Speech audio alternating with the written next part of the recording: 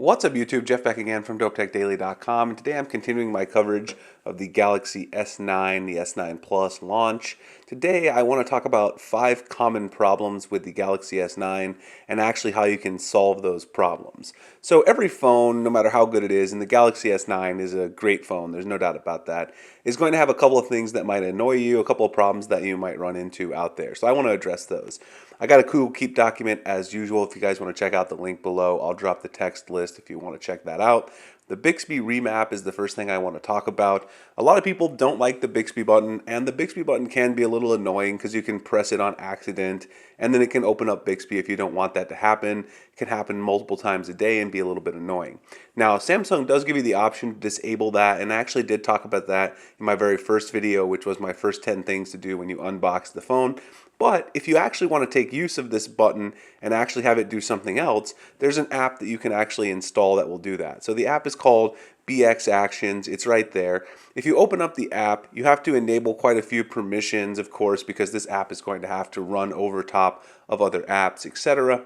But once you actually enable it, you can map the Bixby button to several different things. So if you go to Actions, you can see I have Bixby here. You can also remap the volume buttons, etc. There's a lot of things that you can choose. If you want to pay for the Pro features, which are $2.99, I did pay for them. You can get a really nice Google Assistant integration with the Bixby button, and that's exactly what I have it mapped to. But there's a bunch of other things like notifications, media, that you can actually map it to without paying for the Pro features.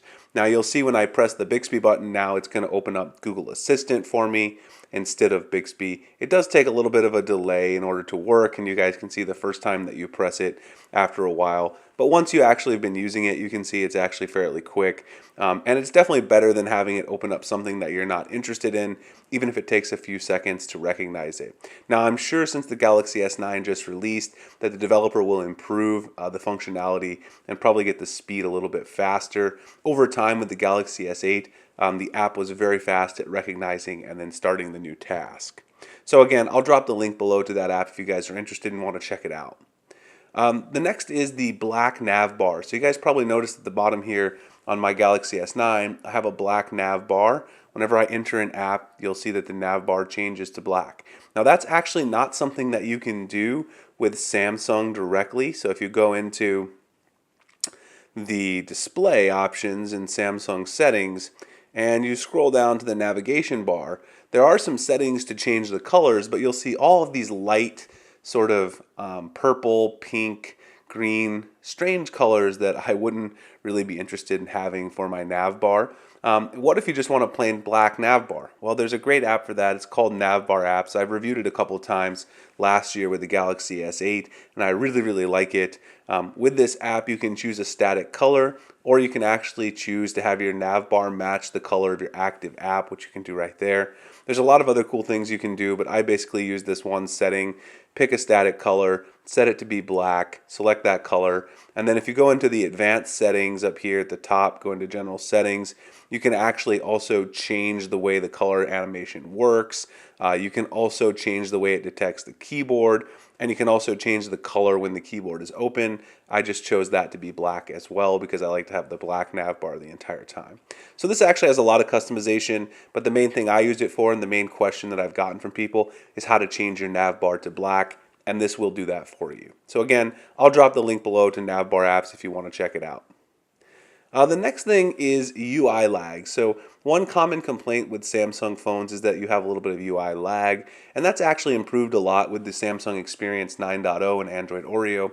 But if you do want an option to help speed that up, there's a couple of things you can do. One of them is a classic Android trick. If you go into settings and you go in to turn on developer options, go to About Phone, go to Software, and then tap on the build number a bunch of times, it'll enable developer options, which you guys will see I already have right here. Now if you're an expert, you probably already know about this. It's a very, very old Android trick for basically seeming to speed up your phone without actually really doing that. You can turn down the animation scale, these options right here, window animation, transition animation, and animator duration, and those will basically allow you to speed up the way the phone transitions between apps, but it does take away some of the pretty animations that Samsung has in there. I wouldn't turn it off, maybe down to a half if you want. That will appear to speed up the phone a little bit. What it'll really do is just take away some of those nice smooth transitions between apps in and out.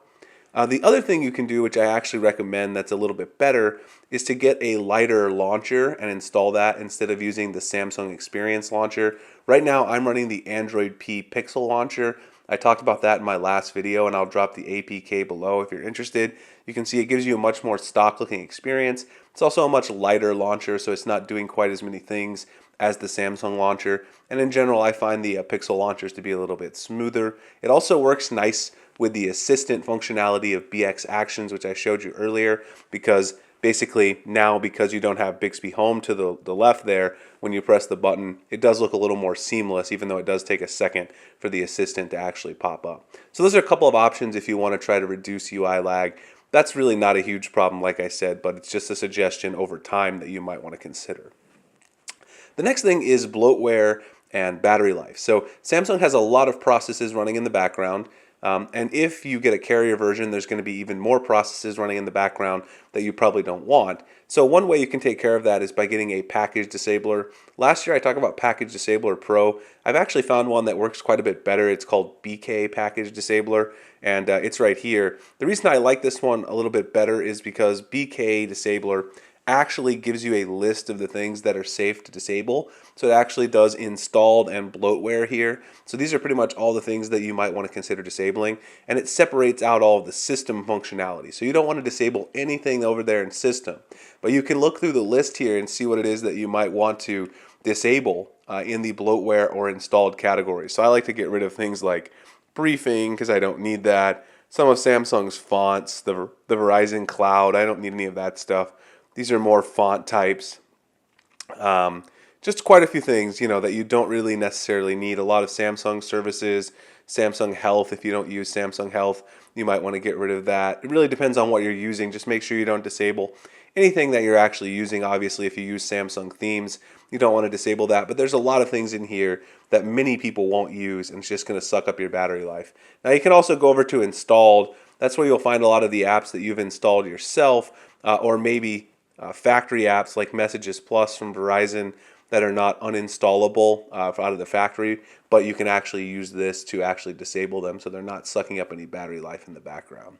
So a really good app. Again, it is $249 for the Pro version, but definitely something that's worth it on any Samsung phone in my particular opinion.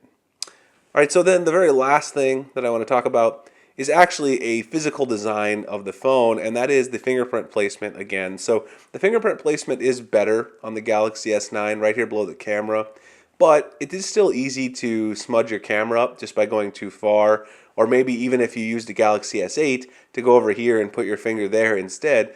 So there's a couple things you can do. Obviously, you can use the intelligent scan. You guys can see this little red light that comes on when I turn it on. It's actually looking to scan my face. That's one option, or you can use the iris scanning. The other option, if you want to use the fingerprint scanner that I find most effective, is to get a case that has a recessed, sort of sloped little module right here into the fingerprint sensor. And you can see how nicely sloped this is so that it guides your finger right to the sensor. So that's actually quite a bit different than the Samsung stock case. This is Samsung's case right here. You'll notice the difference. This one's wide open. The Samsung case has got sort of a little line there, but it's also very small. It's easy to miss the fingerprint sensor. So personally, I like the one that's wide open, but then has this little guide right for your finger. So there's a couple of cases that I found so far that have that. The OtterBox Symmetry case and the UAG Monarch case. These are two cases that I found so far that have that little guide in there that will make sure you hit the fingerprint sensor every time. And I found that really useful in these two cases so far. Alright guys, so that's my overview of 5 Galaxy S9 problems, just a couple of annoyances I've found so far and how you can actually solve them. If you guys enjoyed the video, please like, comment, subscribe. You guys can find me at dopetechdaily.com, Instagram, Twitter, Google+, the links in the description. You can also hit the notification icon if you want to see future videos like this. I'm also writing over at Gadget Hacks about Android all the time. I appreciate you guys checking out this video, and I'll see you in the next one. Thanks a lot for watching.